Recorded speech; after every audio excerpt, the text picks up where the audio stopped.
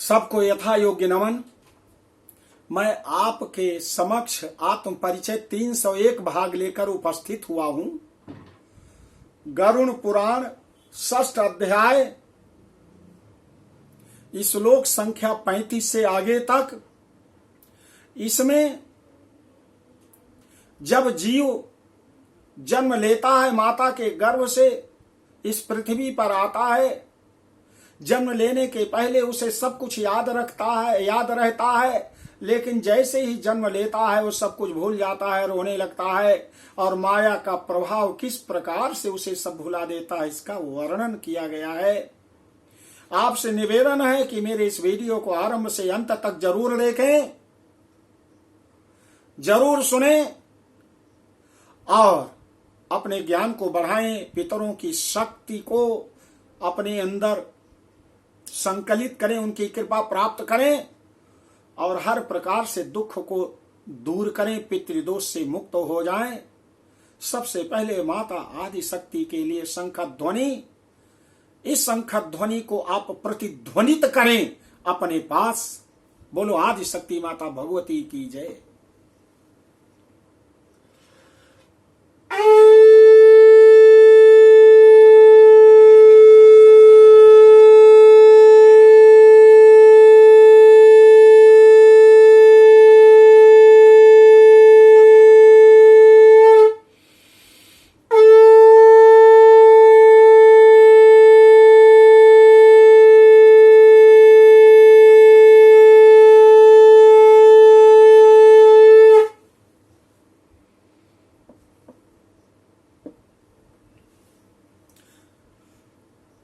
आपसे निवेदन है, मेरे इस वीडियो को एक बार सब्सक्राइब करना है, ओनली वन बार। लाइक रोज करें और माता की कृपा प्राप्त करें।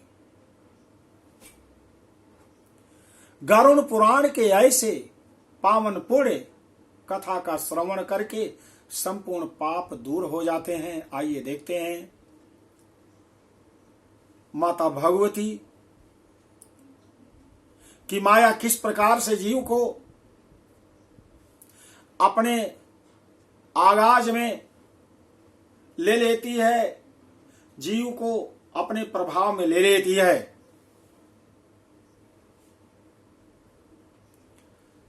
इत्येवं शैशवं भुक्त्वा दुःखं पौगण्डमेव च ततो यौवनम् आसाद्य याति सम्पदाम् आसुरीम् तदा दुर्व्यसना सक्तो नीच संग परायणा शास्त्र सत पुरुषाणाम चाद्वष्टा स्यात् कामलंपटः दृष्ट्वा स्त्रियं देव मायां तद भावैर्जितेन्द्रिया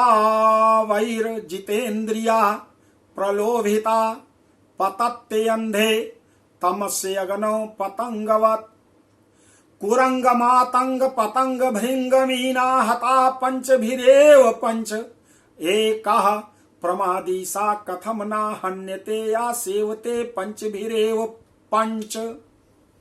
भगवान की माया रूपी स्त्री को देखकर वह अजितेंद्रिय पुरुष उसकी भाव भंगिमा से प्रलोभित होकर महामोह रूप अंधतम में उसी प्रकार गिर पड़ता है जिस प्रकार अग्नि में पतंगा गिर करके जल जाता है। हिरन, हाथी, पतिंगा, भंवरा और मछली, ये पांचों क्रमशः शब्द, स्पर्श, रूप, गंध तथा रस, इन 5 विषयों में एक एक में आसक्ति होने के कारण ही मारे जाते हैं। फिर एक प्रमादी व्यक्ति जो 5 इंद्रियों से 5 विषयों का भोग करता है वह क्यों नहीं मारा जाएगा, अर्थात जरूर ही ठगा और मारा जाएगा। अलब्ध आभीप्सितो अज्ञानादि अद्धमन्युः शुचार्पितः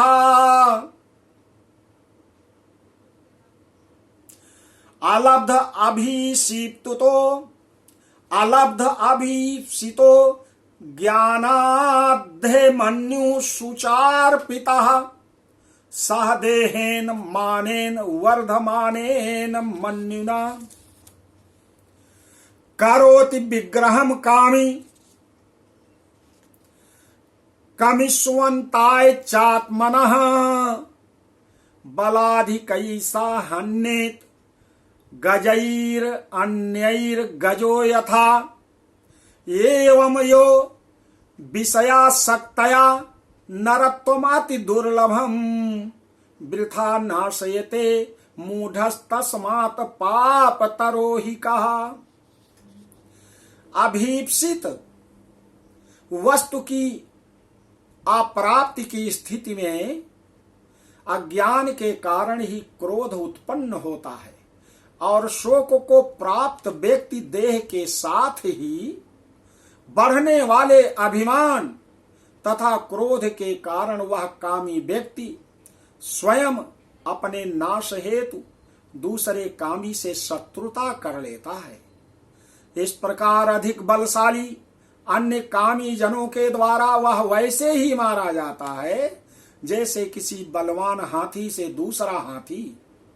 इस प्रकार जो मूर्ख अत्यंत दुर्लभ मानव जीवन को विषयाशक्ति के कारण व्यर्थ में नष्ट कर लेता है, उससे बढ़कर पापी और कौन होगा।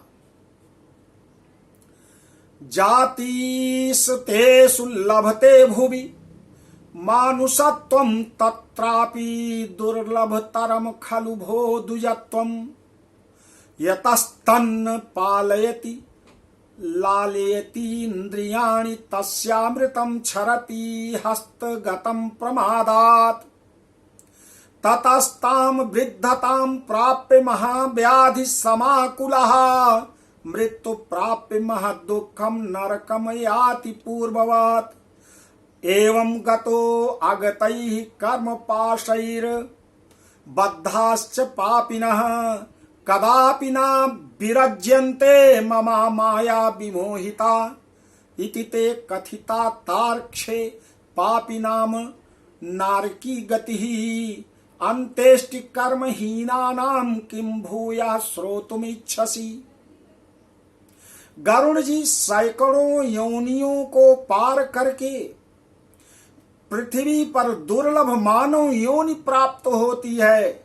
मानव शरीर प्राप्त होने पर भी द्विजत्व की प्राप्ति बहुत ही दुर्लभ होती है।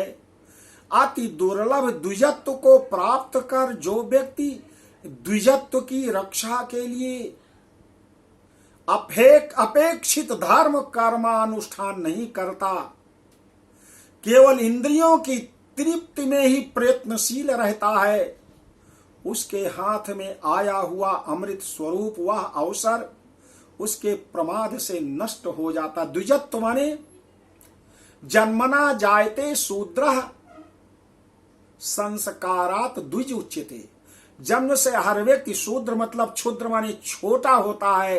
कर्म से, संस्कार से, आचार से, व्यवहार से, सभ्यता से, संस्कृति से, धर्म और अनुष्ठान से जब ये सब सारी उसके जीवन में आ जाते हैं तो द्विज हो जाता है। तो द्विजत्व को प्राप्त करना बड़ा कठिन है। द्विजत्व माने ज्ञान, पुण्य की भावना, मानवता, ये सारी चीजें मनुष्य के दुर्लभ हैं। मनुष्य को प्राप्त करना, और यदि प्राप्त हो गया वो भी हाथ से निकल गया तो अमृत स्वरूप कलश समझ लो हाथ से निकल जाता है। इसके बाद वृद्धावस्था को प्राप्त करके महान व्याधियों से व्याकुल हो करके वह जीव मृत्यु को प्राप्त करके वह पूर्ववत महान दुखपूर्ण नरक में चला जाता है। इस प्रकार जन्म मरण के हेतुभूत कर्म पाशों से बंधे हुए वे पापी मेरी माया से विमोहित होकर कभी भी वैराग्य को प्राप्त नहीं कर पाते हैं। हे तार्क्ष गरुण जी, इस प्रकार मैंने तुम्हें अंत्येष्टि कर्म से हीन पापियों की नरक गति बताई। अब आगे अब आप क्या सुनना चाहते हैं? इति गरुण पुराणे सारोद्धारे पाप जन्मादि दुख निरूपणम नाम 6वां अध्याय। इस प्रकार गरुड़ पुराण के अंतर्गत सारोद्धार में पाप जन्मादि दुख निरूपण नामक 6वां अध्याय पूरा हुआ। बोलो आदि शक्ति माता भगवती की जय।